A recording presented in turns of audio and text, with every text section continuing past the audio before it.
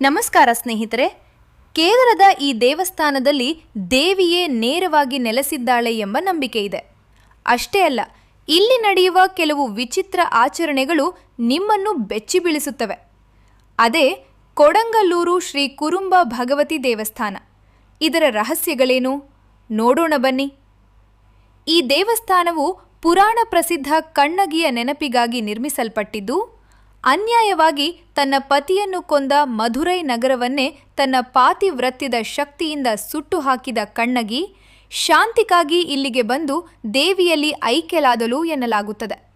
ಇದನ್ನು ಸುಮಾರು 1800 ವರ್ಷಗಳ ಹಿಂದೆ ಚೇರ ರಾಜ ನಿರ್ಮಿಸಿದನು.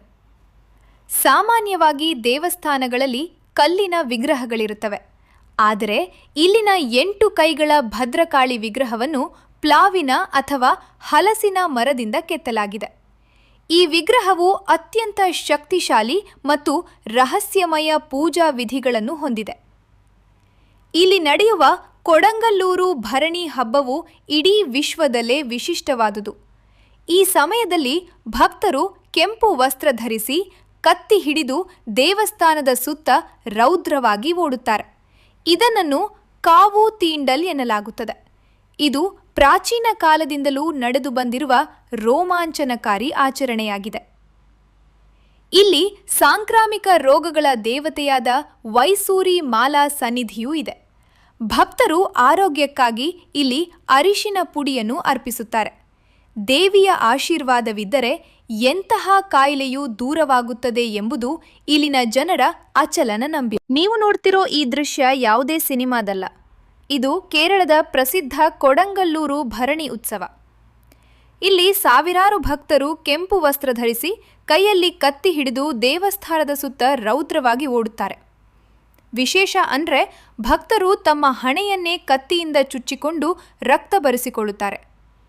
ಇದು ದೇವಿಗೆ ಸಲ್ಲಿಸುವ ಪರಮ ಭಕ್ತಿಯ ಸಂಕೇತ ಎಂದು ನಂಬಲಾಗಿದೆ.